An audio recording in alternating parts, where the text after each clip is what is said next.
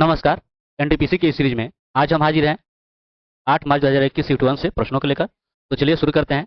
पहला जो क्वेश्चन है, दिया गया है, कितने बहस के बाद भारत के संविधान पर हस्ताक्षर किए गए थे। तो देखिए, ये पहला क्वेश्चन जो है ये आपके लिए है और हमें आशा है कि इसका आंसर जो है आप कमेंट में अवश्य देंगे। ठीक है, चलिए आगे देखते हैं। कितने वर्षों में 4,000 रुपये की राशि को 10% वार्षिक चक्रवृद्धि ब्याज पर बढ़ाकर इतना रुपया कर दिया गया है ना। जैसे तो देखिए, ये आपका क्या हो जाएगा, ये आपका मूलधन और ये आपका मिश्र धन। ठीक है, और आप जानते हो कि ए बराबर क्या होता है, पी इंटू 1+r/100 और इस पर आपका हो जाता है समय। अब आप ध्यान दीजिएगा, तो देखिए पी गुणा इधर आकर क्या हो जाना है, भाग, यानी ये कुछ हो जाएगा a/p, ये आपका हो जाएगा 1+r/, ये 100 पर घात, ये आपका समय। ठीक है, तो देखिए ए आपका कितना है, 4840, और पी जो है आपका 400। ठीक है, ये 1+r जो आप देख रहे हैं 10/100 और ये आपका n।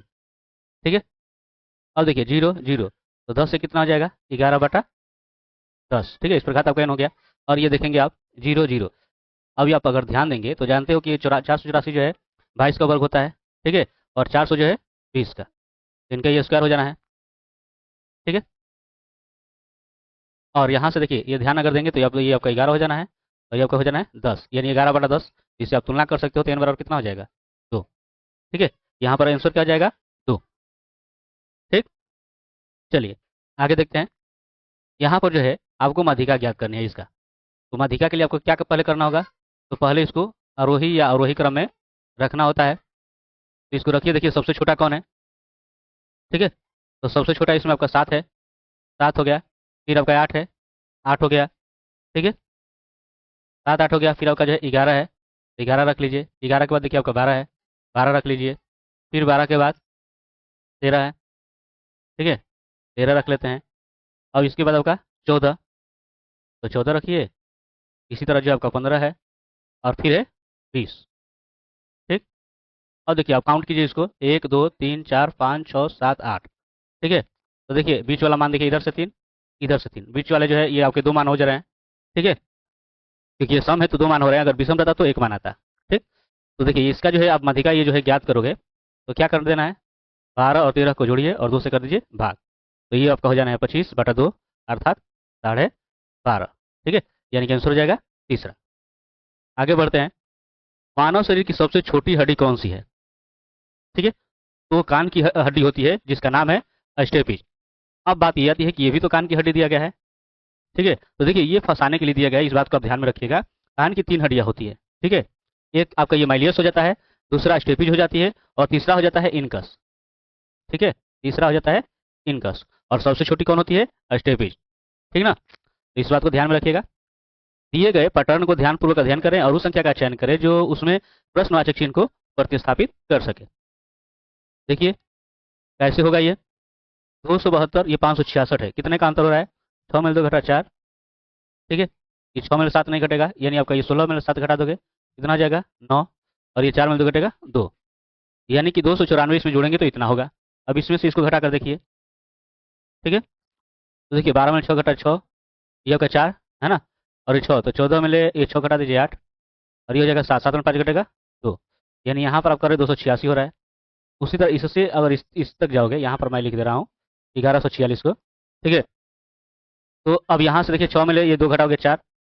ठीक है, और ये 14 में 5 घटना है 9, ये आपका 10 में 8 घटेगा 2। ठीक है, और ये आगे वाला जो है जो कि आपका खाली है, ये वाला मान आपको याद करना है। ठीक, तो अगर आप देखेंगे तो देखिए इसके बाद जो है ये दूसरा आ रहा है और इसके बाद ये आ रहा है, मतलब इसके बाद आपको ये वाला आना चाहिए 286। तो अगर जोड़िए देखिए 6 क्या आ जाएगा 12, और ये 8 4 12 1 13, और 2 1 3 1 4 और 1, यानी 1432। ठीक है, आपका दूसरा हो जाएगा।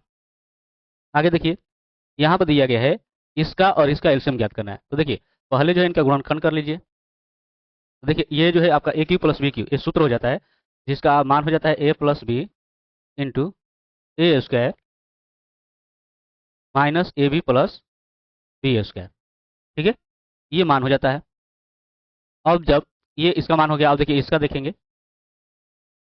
ठीक है, तो ये आपका हो जाएगा ए स्क्वायर का स्क्वायर, और देखिए बी स्क्वायर का स्क्वायर मतलब ये आपका हो जाएगा ए प्लस बी, ठीक है, और ये आपका ये हो जाएगा, मतलब ए प्लस बी ए माइनस बी। ठीक, ध्यान रखिएगा यहाँ से। तो इसको जो है आप फिर ऐसे भी रख सकते हो, ए प्लस बी ए माइनस बी। अब जब ये इतना हो गया तो आप देखिए, जैसा कि आप जानते हो कि जब एलसीएम निकाला जाता है तो आप क्या करोगे, तो ये वाला अगर आप मान रख लेते हो, इसके वाला देखिए, इसके लिए जो है ये वाला मान रखोगे, यानी ए प्लस बी इसमें रख दिए देते हो, तो ये वाला ए प्लस बी आप नहीं रखोगे क्योंकि एक बार शामिल हो जा रहा है, और इसके लिए मान आपको दिया हुआ है इसमें ए क्यू प्लस वी क्यू ही दिया है। ठीक है ना, इसके बदले में आपका यही दिया है तो यही रखोगे।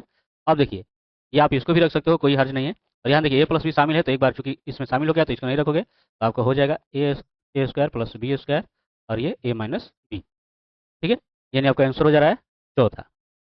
ठीक है, चलिए अगला है, बृहदीश्वर मंदिर भारत के किस राज्य में है? तो ये जो है तमिलनाडु में है। ठीक है, कहाँ पर है? तमिलनाडु में है, और ये बनाया गया था चोल साम्राज्य के द्वारा। ठीक है, जो कि तंजावुर में है। संविधान में एक परिचयात्मक कथन जो संविधान के कारणों एवं मार्गदर्शक मूल्यों को बताता है कहलाता है, तो क्या कहलाता है? तो उसे जो है प्रस्तावना कहते हैं। ठीक है, ध्यान रखिएगा, उसे प्रस्तावना कहते हैं। आगे बढ़ते हैं, यहाँ पर दिया गया है कि एबीसी एक समकोण त्रिभुज है। ध्यान रखिएगा, यहाँ पर हम ले लेते हैं एक समकोण त्रिभुज। ठीक है, ये हमने कर लिया समकोण त्रिभुज। अब ये समकोण त्रिभुज हो गया जो कि 90 डिग्री है, और जिसमें सी जो है सी पर समकोण, यानी यहाँ पे हो गया सी, और ये 60 डिग्री, ये आपको कर लीजिए 60 डिग्री। यहाँ पर आपका क्या हो जाएगा? बी। ठीक है, अब यहाँ से ए सी का मान कितना है? 30 × 3 है, तो इस ए बी का मान ज्ञात करना है। ठीक है, तो यहाँ से आपको थीटा प्राप्त हो गया। अब ये मान ज्ञात करना है, तो आप क्या ले सकते हो? ये आपका आधार है, ये आपका कर्ण है। ठीक है, तो आप कॉस में ले सकते हो क्योंकि कॉस में मान आता है। cos 60 डिग्री बराबर आपका क्या हो जाता है? आधार जो कि आपका ये इतना है, और कर्ण जो कि आपका ए बी है। ठीक है, और cos 60 का मान कितना हो जाता है? तो cos 60 डिग्री का मान आपका हो जाता है 1/2। ठीक है, 1/2। अब इस तरह से जो है आप इसमें गुणा कर दीजिए, तो ए बी से 1 में होगा तो ए बी, और इसमें कीजिएगा तो 20 दूना का 40 × 3। यहाँ पर आपका आंसर क्या हो जाएगा? यहाँ पर आपका आंसर हो जाता है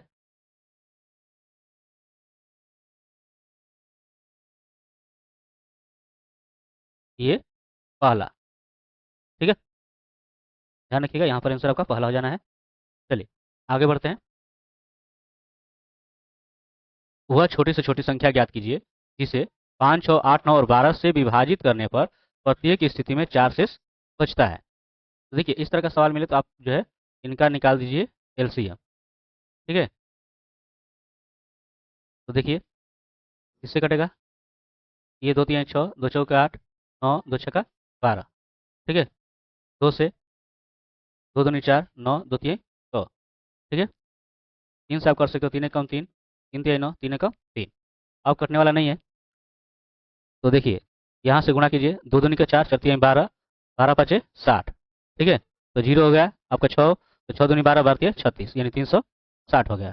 ठीक है, अब 4 शेष बचना चाहिए, तो इसमें आप 4 जोड़ दीजिए, तो 4 जोड़ देंगे तो कितना हो जाएगा? 364। तो आंसर क्या हो जाएगा? पहला। ठीक है, चलिए यहाँ पर पाई चार्ट दिया गया है जिसमें दर्शाया गया है कि एक परिवार के मासिक व्यय को, ठीक है, यदि महीने के दौरान मासिक खर्च पर की गई कुल राशि जो है ये 45,000 है, तो शिक्षा और स्वास्थ्य पर एक साथ खर्च की गई राशि कितनी है ये आपको बताना है। तो देखिए, शिक्षा और स्वास्थ्य पर यानी दो दो, ये आपका 2 2 4, और ये 0.5 यानी कि 4.5 हो जाएगा। ठीक है, और टोटल आप इसको जोड़िए, तो यहाँ से आपका 4.5 हो गया, और 4.5 यहाँ से ये 5 5 3 8। ठीक है, 8 1 9। ठीक, तो 9 हो गया, फिर आपका जो है 1.5, फिर 0.5 जो 1.9, और ये 5। ठीक है, और फिर 2.3 भी है ये वाला, तो 9 5 14, 14 3 17, 9 1 10, दोबारा 1 13, यानी कि 13 पॉइंट क्या हो जा रहा है? 7। और देखिए टोटल कितना है? 45,000 खर्च कर रहा है, तो इसे गुणा कर दोगे। ठीक है, अब तो देखिए एक अंक के बाद दशमलव है, एक अंक के बाद दशमलव है, काम समाप्त इसका। ठीक है, अब यहाँ से जो है गुणा कर कीजिए। ठीक है, इसमें गुणा करेंगे तो 45 45 कितना हो जाएगा? तो देखिए पहले तो 3 जीरो आप रख लीजिए, और यहाँ से जो है 45 45, तो ये 5 पच्चे 25 और 4 पाँचे 30, और 137 से कर देना है भाग। तो 137 से अगर भाग करेंगे, 2025 और 3 जीरो में, देखिए कितना आ जा रहा है, एक बार में ये जाएगा, है ना? तो एक बार में ये आपका हो गया 137, 12 में 7 घटेगा 5, और ये आपका हो जाएगा 9, 9 में 3 घटेगा 6, फिर ऊपर ले उतरेगा 5। ठीक, अब देखिए 13 पच्चे 65, तो ये 7 पच्चे अधिक हो जाना है, तो 4 बार में। ठीक है, यहाँ से ये 4 हो रहा है। अब देखिए 4 सत्ते 28, 2 चौथे 12 2 14, 1 4 एकम 4 1 5, घटाइए 15 में 8 घटेगा 7, ये आपका 4 में 4 घटेगा 0, 6 में 5 घटेगा 1। ठीक है, और ऊपर ले उतर जाना है 1 0। ठीक है, 13 सत्ते 91, 13 8 104, यानी 13 सत्ते 91। ठीक है, यानी लगभग जो अगर आप देखोगे तो ये कितने के बराबर चल जाएगा? तो ये 3 से तो अधिक हो रहा है, 13 से अधिक हो रहा है ना? 11 से तो अधिक हो रहा है, ये 14 के लपेट में है ना? 14 से कुछ अधिक है, यानी कि 15,000 हो जाएगा। तो आपको देखने की ज़्यादा जरूरत तो नहीं पड़ेगी। अगर आपको ऐसा लगता है तो आप आगे भाग बढ़ा सकते हो, नहीं तो यही आपका आंसर हो जाएगा। ठीक है, चलिए यहाँ पर दिया गया है कि वर्षों में 3 कंपनियां एबीसी द्वारा कंप्यूटर के उत्पादन के ग्राफ का अध्ययन करें। ठीक है, और 2017 में कंपनी सी द्वारा और 2014 में कंपनी बी द्वारा किए गए उत्पादन का अनुपात कितना है, ये आपको बताना है। ठीक है, तो देखिए 2017 में सी द्वारा, ठीक है, ध्यान रखिएगा, 2017 में सी का उत्पादन अगर देखेंगे, देखिए 2017 में 2017 ये है और सी वाला ये है, यानी कि 40, और 2014 में बी, तो 2014 यहाँ पर है और बी वाला ये 45 है। ठीक है, और इनका अनुपात ज्ञात करना है ऐसे, तो ये आपका 5 8 40 और 5 9 45, यानी कि 8:9 हो गया, यानी कि आपका दूसरा। ठीक, चलिए आगे देखते हैं। अगला है कि दिया गया जो बार ग्राफ है 2018 और 2019 में 5 अलग अलग मोटर बाइक, है ना, ये निर्मित मोटर बाइकों की संख्या को दर्शाया गया है। अब सवाल ये है या पूरा सवाल ही है, पूरा इसको हल करना है। ठीक है, पहला ये है, पहले देख लीजिए पूछ क्या रहा है, इसमें तो कुछ नहीं रहा है, यहाँ पर आपको देना है कि निर्मित मोटर बाइकों की संख्या को दर्शाता है। तो ऐसा कुछ पूछा है, इसी में पूछा है सबको। पहला देखिए 2018 के लिए M1 M2 और M3 का कुल उत्पादन 2019 के समान ही है। तो 2018 के लिए अगर देखिए तो M1 M2 M3, ध्यान दीजिएगा, 2018 के लिए देखोगे यानी कि ये गढ़ा वाला है ना? यानी यहाँ से देखिए ये 2018 वाले हैं। ठीक है, और ये आपके फिर किसका पूछा है, 2019 का, और पूछा है कि समान है। ठीक है, तो 2019 वाला इसके पास वाला ही है। तो देखिए यहाँ से तो ये समान दोनों दिख रहे हैं।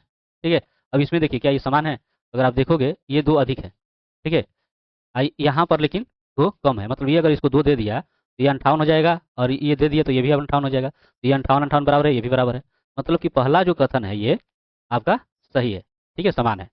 अब आगे देखते हैं 2019 में M4 और M5 का कुल उत्पादन 2018 से ज़्यादा है। 2019 में देखिए 2019 की बात करते हैं, किसका पूछा है? M4 M5, M4 M5, M4 M5, ये वाला है M4 M5। तो 2019 वाला आप देख रहे हो कि ज़्यादा है, हो रहा है ना 2018 की अपेक्षा, है ना? अब यहाँ पर देखिए ये 2018 वाला जो है अधिक है, लेकिन 2 ही अधिक है, लेकिन यहाँ पर देख रहे हो कि ये 2019 वाला है ना, पूरे 8 अधिक है, मतलब यही आपका हो जाएगा 2019 वाला ज़्यादा है, मतलब ये भी कथन आपका क्या हो जा रहा है, सही है।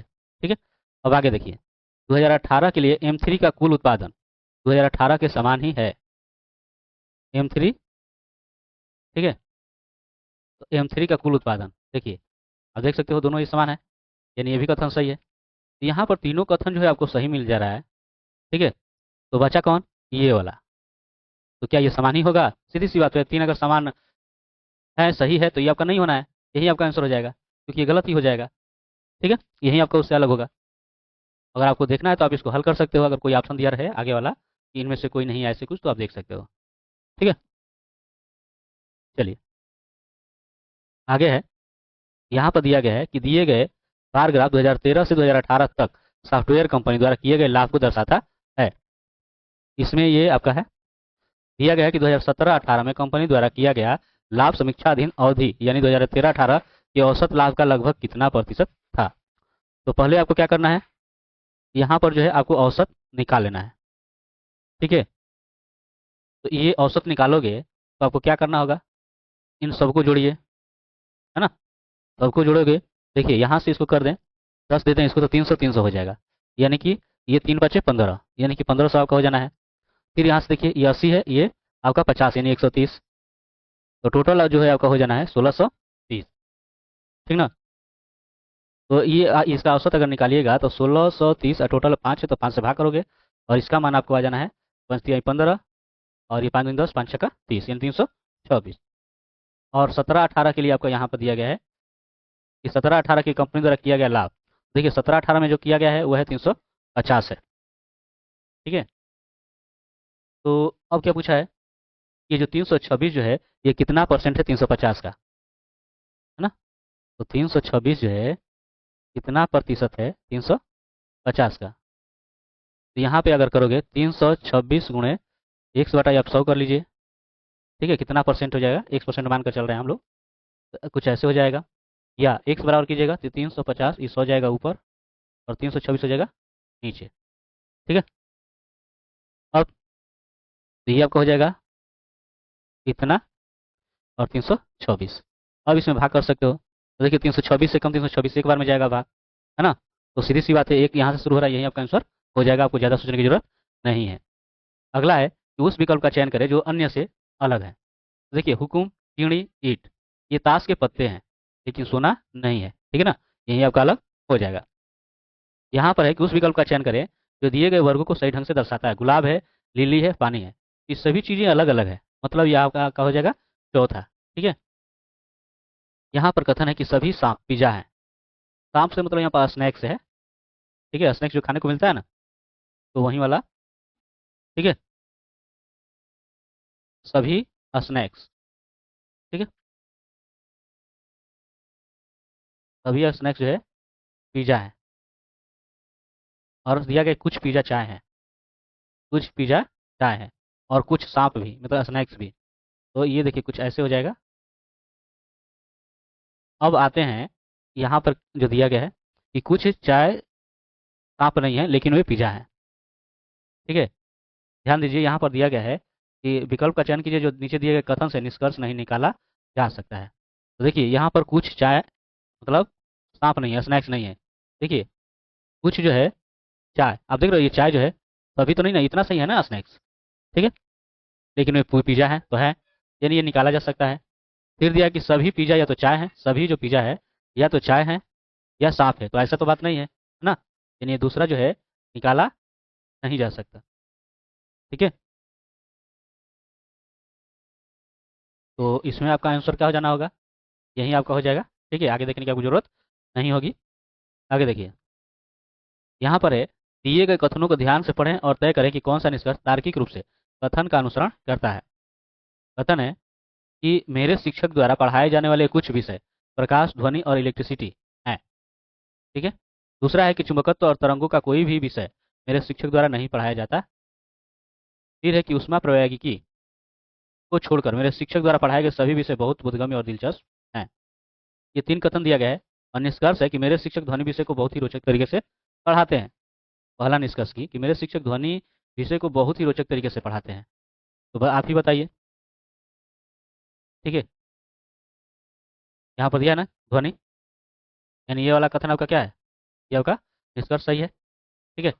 दूसरा है कि अगर इसको आप ध्यान देंगे तो जैसा कि दिया गया है कि उष्मा प्रौद्योगिकी को छोड़कर मेरे शिक्षक द्वारा पढ़ाए गए सभी विषय बहुत ही बोधगम्य और दिलचस्प है, मतलब ये ऐसा नहीं है कि ये पढ़ाया नहीं गया, ये पढ़ाया गया है, ठीक है, ये पढ़ाया गया है, लेकिन जो है बहुत ही बोधगम्य और दिलचस्प नहीं है, मतलब ये वाला दिया गया कि ये नहीं पढ़ाए गए हैं, यानी कि ये कथन क्या है, गलत है, निष्कर्ष गलत है, सॉरी, ठीक है। दूसरा है कि मेरे शिक्षक द्वारा सिखाई जाने वाली विषय तरंगे बहुत समझ में नहीं आती है, ठीक।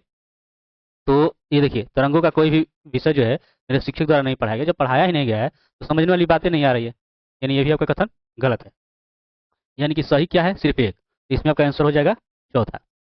आगे देखते हैं, यहाँ पर है निम्नलिखित आकृति 4 अंकों का एक संयोजन है, ए समचतुर्भुज, बी त्रिभुज, सी वृत्त और डी हृदय, ठीक है। तो ये वाला चित्र जो है और ये दिया है कि ये जो है उन लोगों की संख्या को दर्शाता है जो शास्त्रीय उपन्यास पढ़ना पसंद करते हैं। यहाँ पर शास्त्रीय नहीं बल्कि साहित्य हो जाएगा, ठीक है। बी जो है, देखिए ये आपका जो है साहित्य उपन्यास, ठीक है, ए।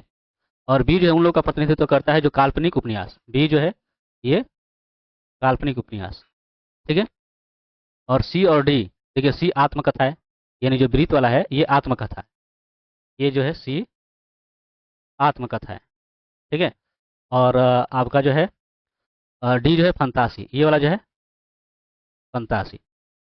अब पूछा है कितने लोग केवल आत्मकथा, केवल आत्मकथा, तो आत्मकथा वाला में केवल में देखिए ये बचेगा ये वाला जो किसी से संपर्क नहीं है, यानी कि 10।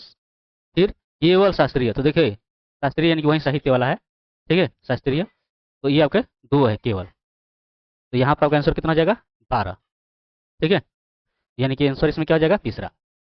आगे है कि उस विकल्प का चयन करें जो तीसरे पद से उसी प्रकार संबंधित है जो जैसे दूसरा पद पहले पद से संबंधित है।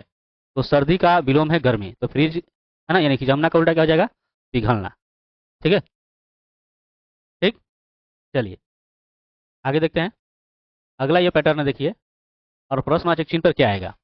तो देखिए ये तो आपका 13-12 जोड़ोगे तो 25 आएगा, लेकिन इसका क्या, तो देखिए ये 4 का अगर वर्ग करोगे, 4 का वर्ग तो 16 आया होगा, और 3 का वर्ग करोगे तो 9, और 16 9 भी क्या होगा 25।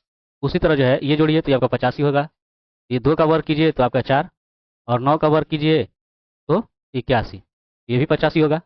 उसी तरह ये भी जोड़िए तो 15 15 30 और 4 34, ये 5 का अगर वर्ग कीजिएगा तो 25 होगा, है ना।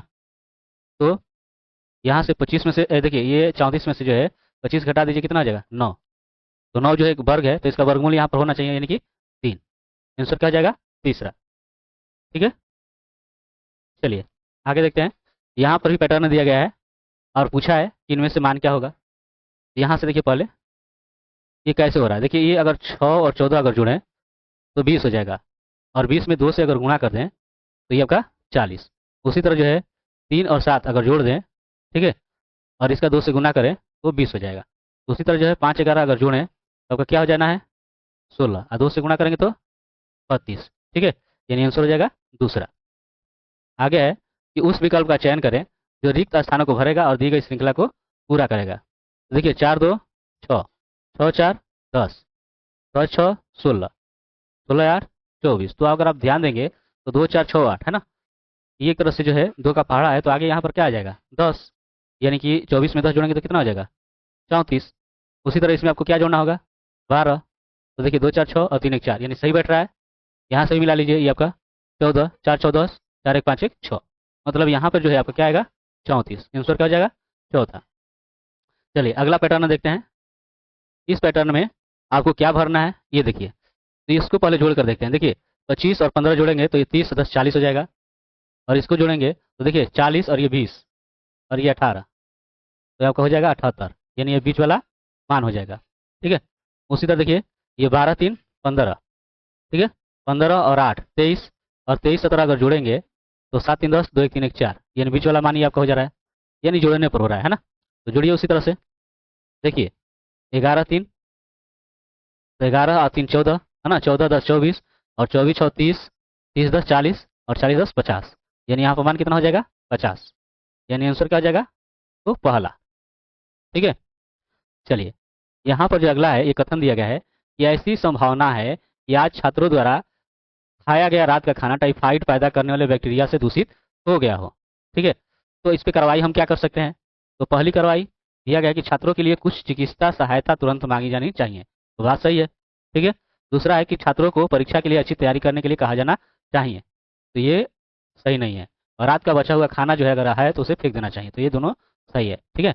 मतलब कि केवल कार्रवाई कौन होगा, तो 1 और 3, ठीक है, यही आपका आंसर हो जाएगा, ठीक। तो ये रहा आपके बाकी के बचे हुए प्रश्नों का हल।